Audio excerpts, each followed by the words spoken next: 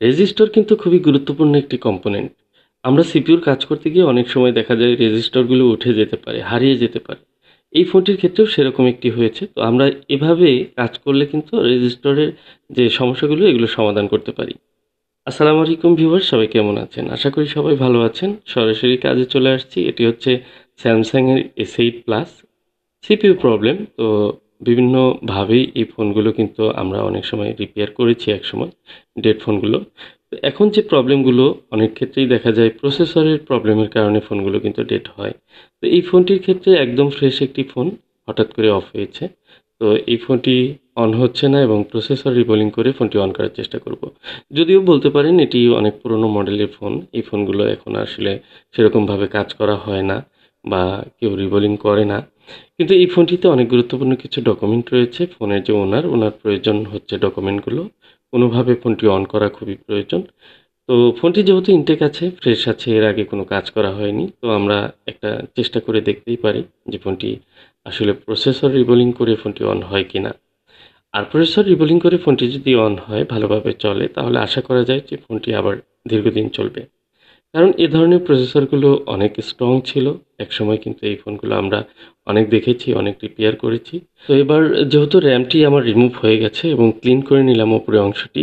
তো আমি কিভাবে প্রসেসরটি রিমুভ করা যায় সেই বিষয়টি আমি দেখছি এবং কি প্রসেসর রিমুভ করার জন্য আমাকে বিভিন্ন কৌশল এবং মেল্টিং পয়েন্ট পর্যন্ত অপেক্ষা করতে হবে। আর প্রসেসরটির বলগুলো মেল্ট হয়েছে কিনা সে বিষয়ে খেয়াল রাখতে হবে এবং স্পেস তৈরি করতে হবে যে আমি কিভাবে প্রসেসরটি রিমুভ করব। এইখানে রেজিস্টর রয়েছে, এটি আমি সরিয়ে অন্য একটি জায়গায় রেখে নিলাম এবং কি আমি যেন ব্লেডটি ঠিকঠাক মতো ইন করতে পারি। তো দেখুন আমাদের বিভিন্ন টুলস আছে, বিভিন্নভাবে আমরা কৌশলে কাজ করি। তো এই কৌশলগুলোর মূল কৌশল হচ্ছে যে আপনাকে আ আসলে বুঝতে হবে যে এই ফোনটি কখন পিকআপ পয়েন্ট। পিকআপ পয়েন্ট ঠিকঠাক না থাকলে কিন্তু আপনার প্রসেসর রিমুভ করার সময় ম্যাক্সিমাম ড্যামেজ হয়ে যাওয়ার চান্স থাকে।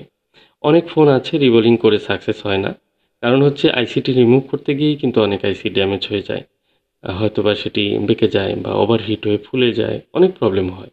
তো আমাকে সঠিক পয়েন্টটি যদি আমাকে নির্বাচন করতে আমি ব্যর্থ হই, তাহলে কিন্তু আইসিগুলো খারাপ হওয়ার চান্স থাকে। আলহামদুলিল্লাহ দেখুন, এক ঝটকায় কিন্তু আইসিটি রিমুভ হয়েছে এবং কি এই ধরনের আইসিগুলো সম্পূর্ণ আইসিটি মেল্টিং পয়েন্টে না যাওয়া পর্যন্ত আইসি রিমুভ করতে গেলে অনেক সময় যে নিচে লেগগুলো থাকে এই বন্ডিং প্যাডের, সেগুলো কিন্তু উঠে যায়। এরপরেও এনসি লাইন আছে প্রচুর পরিমাণে স্যামসাংয়ে, জানেন যে এনসি লাইনগুলো কিন্তু উঠে যায়। এতে কোনো ভয়ের কারণ নেই। গুরুত্বপূর্ণ কোনো লাইন উঠেছে কিনা সেটি আসলে দেখতে হবে। তো আমি মাদারবোর্ডটি খুব সুন্দর করে ক্লিন করে নিলাম এবং কি এই মাদারবোর্ডটি ক্লিন প্রসেস শেষ হলে আমরা প্রসেসরটি রিবোলিং করে নেব। তো প্রসেসরটি দেখুন, যেহেতু ইউনিভার্সাল স্টেনসিল দিয়ে আমি রিবোলিং করলাম। তো রিবোলিংটি খুব সুন্দর হয়েছে। কিন্তু আমি দেখতে পাচ্ছি এখানে মনে হচ্ছে একটি বল মিসিং রয়েছে। মানে একটি বল আ ঠিকঠাক মতো প্রসেসরের সাথে কানেক্ট হয়নি, যে কারণে উঠে গিয়েছে। আমি যে স্টেনসিলে বল করেছি সেখান থেকে একটি বল নিলাম। সেই বলটি নিয়ে আমি সরাসরি প্রসেসরে বসিয়ে দিব। এ ধরনের প্রবলেমগুলো আমরা অনেক সময় ফিক্স করি, বিভিন্নভাবেই করি। তো আমরা প্রয়োজনে আবার বল করতে পারি, এতেও কোনো সমস্যা নেই। আর সিঙ্গেল বল অনেক সময় মিসিং হলে ১টা ২টি বল আমরা এভাবে লাগিয়ে দিতে পারি। বিশেষ করে যখন আমরা এই ইউনিভার্সাল প্লেট দিয়ে বলগুলো করি, তখন কিন্তু অনেক সময় এক চান্সে বল নাও হতে পারে। যা হোক, আমার যেহেতু রিবোলিং কমপ্লিট হয়েছে, আমি সূক্ষ্মভাবে চেক করে নিলাম। এবার আমি ইনস্টল করব। আর এ ধরনের ফোনের ক্ষেত্রে দেখা যায় আমরা আ প্রত্যেকটি স্টেজে কিন্তু রিডিং চেক আপ করি। আইসি রিমুভ করার পর, আইসি সিপিইউ ইনস্টল করার পর, এরপর RAM ইনস্টল করার পর বা RAM ইনস্টল করার আগে রিডিংটি চেক করতে হয়। প্রত্যেকটি স্টেজে রিডিং চেক করে কাজ করলে কাজগুলো সাকসেস হওয়ার সম্ভাবনা অনেক বেশি থাকে। এটি হচ্ছে যারা নতুন থাকে তাদের ক্ষেত্রে খুবই সহায়ক।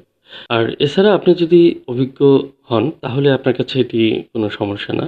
আপনি স্টেপ বাই স্টেপ সুন্দর করে কাজগুলো করে একে সমস্ত আইসি লাগিয়ে মাদারবোর্ডটি একদম ডিসপ্লে প্যানেলে বসিয়ে অন করবেন, অন হয়ে যাবে। তো যাই হোক, এটি হচ্ছে একটি নিজের কনফিডেন্সের উপরে অনেক সময় কাজের একেক সময় একেক রকম হয়। আবার অনেক সময় একটি কাজে কিন্তু সমস্যা হয়ে গেলে সেই কাজটি নিয়ে কিন্তু আমাদের অনেক ভোগান্তিতে পড়তে হয়। যেমন এই ফোনটি সব ঠিকঠাক, আমি প্রসেসর লাগানোর পর আর রেজিস্টারটি খুঁজে পাচ্ছি না। আর এখানে 200 কিলো ওহমসের একটি রেজিস্টার ছিল। আমি 200 কিলো ওহমসের রেজিস্টার যেহেতু নেই, নতুন 100 কিলো ওহমসের দুটি রেজিস্টার লাগিয়ে সিরিজ করে আমি সেটিকে 200 কিলো ওহমস বানিয়ে নিলাম। তো এই যে ছোটোখাটো বিষয় অনেক সময় আমাদের দেখা যায় যে কাজ করতে গিয়ে সমস্যায় পড়ে যেতে হয় এবং সেটার বিকল্প রাস্তা কিন্তু বের করতে হয়। তো সিপিইউর পাশের যে রেজিস্টারগুলো এগুলো খুব সহজেই কিন্তু এখন মানগুলো জানা যায় বর্নিউ স্ক্যামেটিকের মাধ্যমে এবং বিভিন্নভাবে আপনি রেজিস্টারের ভ্যালু জানতে পারেন। আর রেজিস্টারটি যদি আপনার কাছে না থাকে তাহলে সেটির বিকল্প আপনি কিভাবে করতে পারেন সেটিও কিন্তু বলে দিলাম। দুটি 200 কিলো ওহমসের রেজিস্টার একত্র করলে সিরিজ লাইনে সেটি 400 কিলো ওহমস হবে। আর সেটি যদি প্যারালাল করেন তাহলে কিন্তু 200 কিলো ওহমস থেকে কমে 100 কিলো ওহমস হবে। এটি হচ্ছে কমন একটি থিওরি। তো এই বিষয়টি অনেকেই জানেন, যারা কাজ করেন তারা তো অবশ্যই জানেন। তো যাই হোক, আমার ফোনটি এবার রিবোলিং শেষ। আর র্যাম ট্যাম সব লাগিয়ে এবার আমি অন করার চেষ্টা করব। রেজিস্টারটি খুঁজলে হয়তো 200 কিলো ওহমস পেয়ে যেতাম, বাট আমার কাছে যেহেতু 100 কিলো ওহমসের এবং বিভিন্ন মানের রেজিস্টার কিন্তু আমার কাছে নতুন আছে, সেগুলো লাগিয়ে অনেক সময় কাজ করতে হয় এবং সেগুলোকে অনেক সময় মডিফাই করেও কিন্তু কাজ করতে হয়। যাই হোক, আমি এবার ফোনটি অন করার চেষ্টা করব। পুরনো মডেলের একটি ফোন। আপনারা হয়তো ভাবতে পারেন যে S8 প্লাস, এখন এগুলো ইউজই করে না কেউ। তারপরেও অনেকের গুরুত্বপূর্ণ ডকুমেন্টের কারণে এবং কি ফোনটি ভালো লাগে, যে কারণে রিপেয়ার করেন। তো এই ফোনগুলোর ক্ষেত্রে যদি আপনার ডিসপ্লে ভালো থাকে, মাদারবোর্ডটি ফ্রেশ থাকে, ইনটেক থাকে, তাহলে হয়তো রিপেয়ারের চেষ্টা করা যেতে পারে। অন্যথায় এই ফোনগুলো কিন্তু এখন আর রিপেয়ার করা উচিত না। যাই হোক, ফোনটির চার্জিং লোগো আসছে এবং চার্জ কম ছিল। এক পর্যায়ে ফোনটি অন করলাম এবং সম্পূর্ণ ফিটিং করেই অন করলাম। আলহামদুলিল্লাহ ফোনটি অন হয়েছে। তো আজকের ভিডিওটি একটু আলাদা ছিল। আশা করি এখান থেকে কোনো না কোনো উপকার আপনার হয়ে যেতে পারে। যদি ভালো লাগে ভিডিওটি অবশ্যই লাইক, কমেন্ট, শেয়ার করে দিবেন। আজকের মতো এ পর্যন্তই। আসসালামু আলাইকুম।